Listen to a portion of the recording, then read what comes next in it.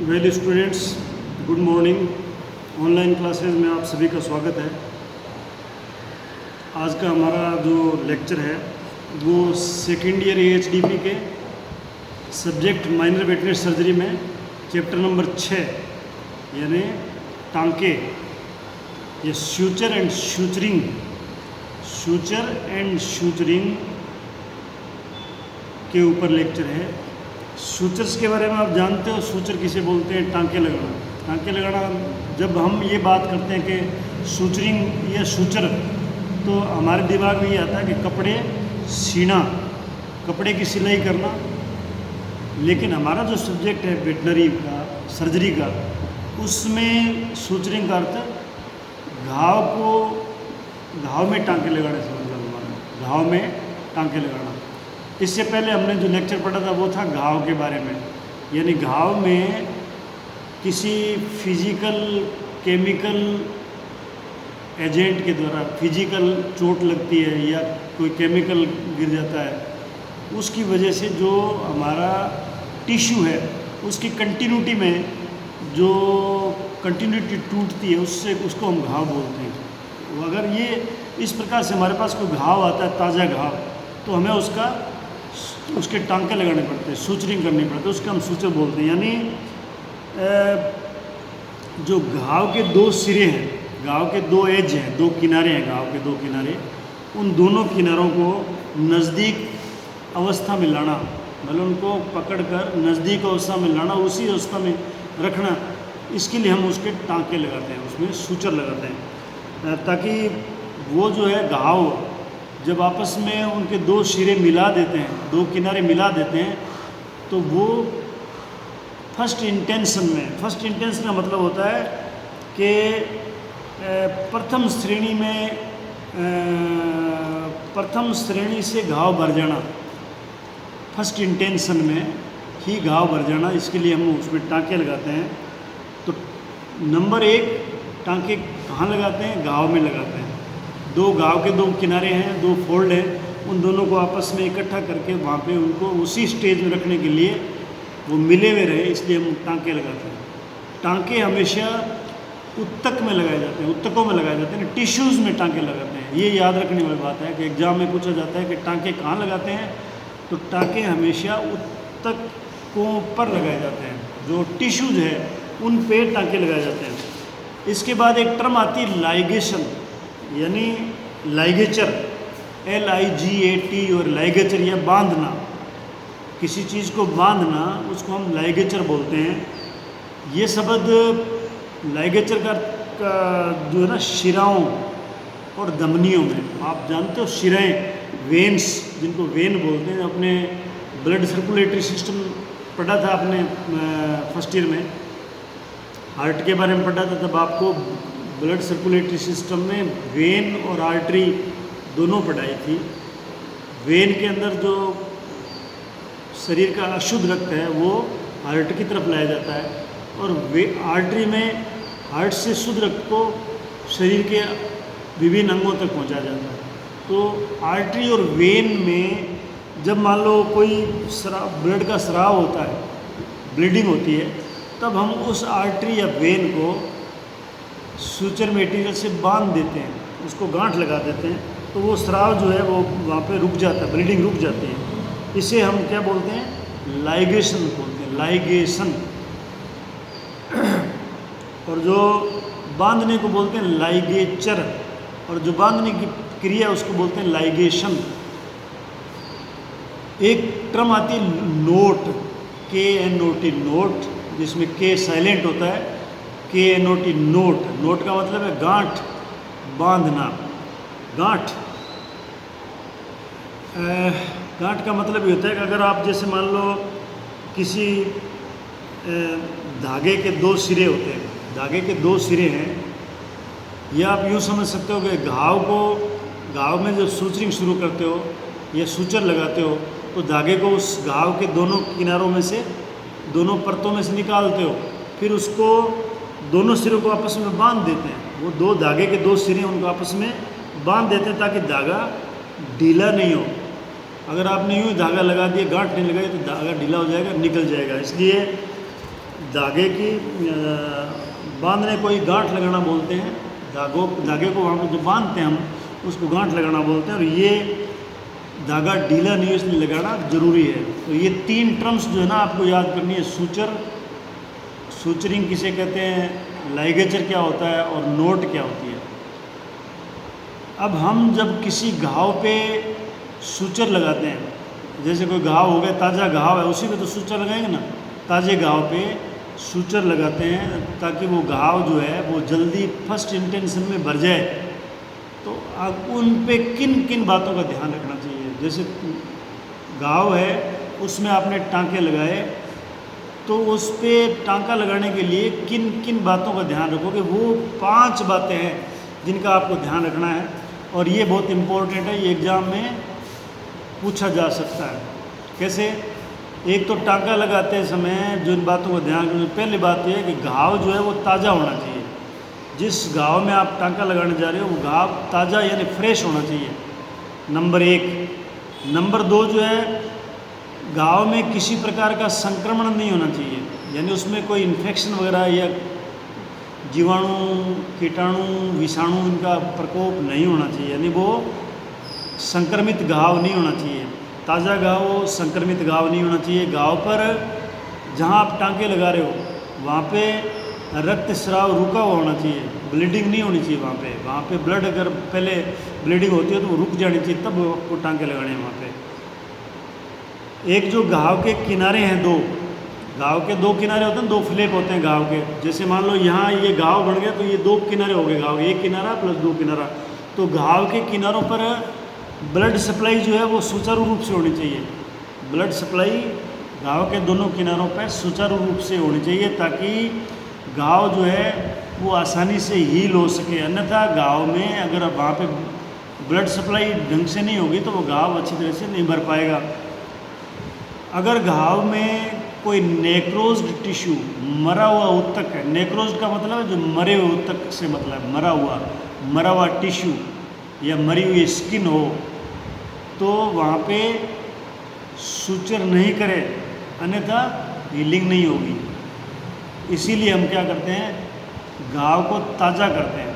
अगर इस तरह की कोई कंडीशन हो तो ऐसी चीज़ को हटा देते हैं। तो ये 5 चीज़ें थी जो घाव में सूचर लगाते समय ध्यान रखने वाली बातें। ये 5 चीज़ें आपको याद रखनी चाहिए, ये एग्ज़ाम में पूछी जा सकती है।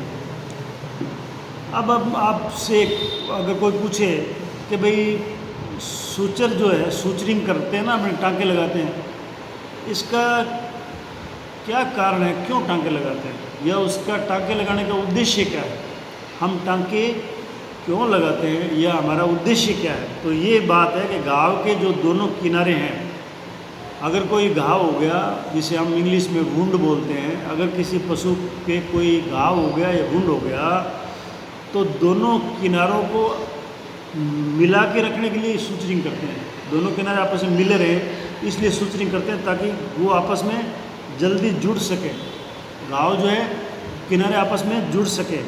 और एक दूसरा इसलिए लगाते हैं कि घाव के अंदर कोई डेड स्पेस, खाली जगह नहीं रहे। घाव में अगर खाली जगह रह जाएगी तो वहाँ पे फ्लूइड भर जाएगा या कोई मिट्टी के कण गिर जाएंगे तो वो घाव जो है वो संक्रमित हो जाएगा और घाव भरेगा नहीं। इसलिए उसमें डेड स्पेस या खाली स्थान नहीं रहे, इसलिए हम टांके लगाते हैं। और दूसरा है, घाव में संक्रमण को रोकने के लिए टांके लगाते हैं। घाव खुला होगा, घाव अगर खुला होगा तो खुले घाव में तो आप पता है बैक्टीरिया, वायरस सीधे घुस जाएंगे, उसमें फ्लूइड भर जाएगा, सीरम इकट्ठा हो जाएगा। इसलिए मतलब टांके लगाने ज़रूरी है, ताकि संक्रमण को रोकने के लिए टांके लगाते हैं। और घाव के जो 2 किनारे हैं, घाव के 2 किनारे उनको सहारा देने के लिए ही टांका लगाते हैं। तो ये 4 जो चीज़ है ना, ये 4 चीज़ों के लिए ये टांका लगाने के उद्देश्य यही है, ये जो 4 मैंने बताए थे आपको। तो अगर आपको ये पूछा जाए कि टांके लगाने के कारण या उद्देश्य बताओ, तो आप ये 4 कारण, ये 4 उद्देश्य बता सकते हो। अब इस जो सूचरिंग कार्य है, इसको करने के लिए हमें क्या आवश्यकता होती है, हमें धागे की आवश्यकता होती है।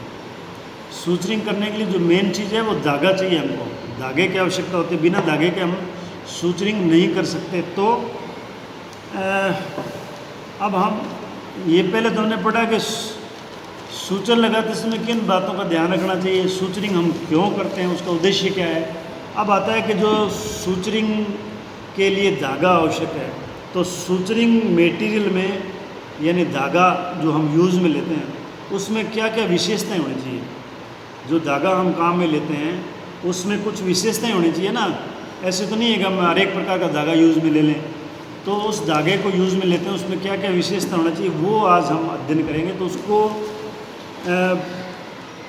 करीब मतलब क्या है कि ये 11 ऐसे पॉइंट है जो धागे का हम जब चुनाव करते हैं तो उन बातों का ध्यान रखना चाहिए, यानी उसमें क्या क्या विशेषताएं होनी चाहिए। वो एक तो ये है कि धागा जो है जब हम सूचरिंग करते हैं तो धागे को पकड़ते हैं, नीडल होल्डर से धागे को पकड़ते हैं हम। तो धागा ऐसा होना चाहिए जो आसानी से पकड़ा जा सके, जिसको हम आसानी से पकड़ सकें, अर्थात बी इजी टू हैंडल, उसको आसानी से हैंडल किया जा सके, ये मतलब है उसका, यानी आसानी से पकड़ा जा सके ऐसा धागा होना चाहिए। दूसरा, सूचरिंग मटेरियल या थ्रेड जो है जब हम उससे टांका लगाते हैं तो वो उसी स्थिति में यथास्थिति में बना रहे, ऐसा होना चाहिए टांका। ऐसा नहीं हो कि वो लूज हो जाए या वो ज़्यादा लगाने के बाद में टाइट हो जाए, ऐसा नहीं। जिस स्थिति में हम टांका लगाते हैं वो उसी स्थिति में बना रहने वाला होना चाहिए, अर्थात जब तक घाव पूर्ण रूप से भर नहीं जाए तब तक धागा ना तो ढीला होना चाहिए और ना ही गलना चाहिए या अवशोषित भी नहीं होना चाहिए। जो हम धागा टांका बाहर लगाते हैं वो धागा जब तक घाव नहीं भरे तब तक वो धागा ढीला नहीं हो और वो ज़्यादा तक खराब भी नहीं हो या गले नहीं, गलना, ये उसमें विशेषता होनी चाहिए धागे में।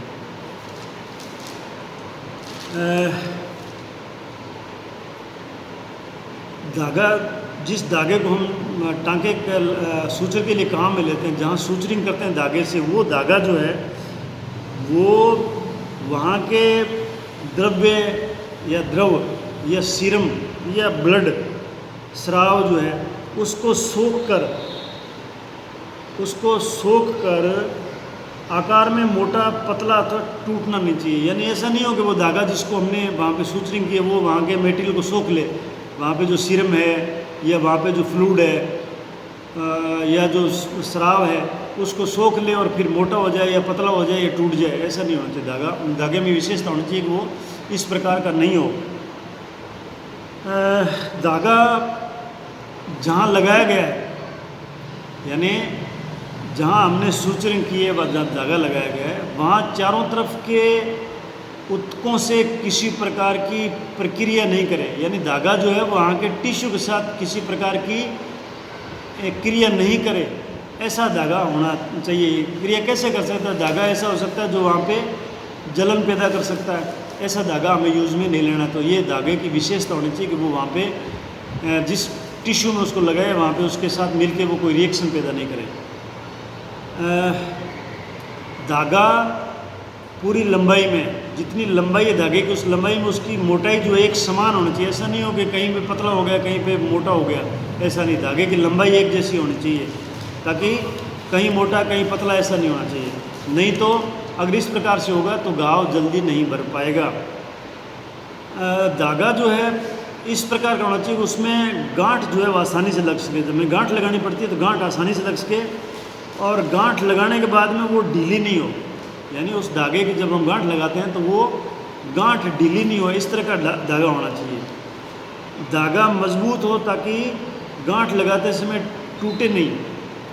अगर धागा मजबूत नहीं होगा तो गांठ लगाते समय वो टूट जाएगा तो हमारी मेहनत बेकार जाएगी। धागा एक तो सस्ता होना चाहिए, कहीं ऐसा नहीं बहुत ज़्यादा महंगा धागा हो। तो धागा सस्ता हो तो आसानी से उसको स्टरलाइज किया जा सके, ऐसा धागा होना चाहिए जो सस्ता भी हो और जिसको हम आसानी से निसंक्रमित या स्टरलाइज कर सकें।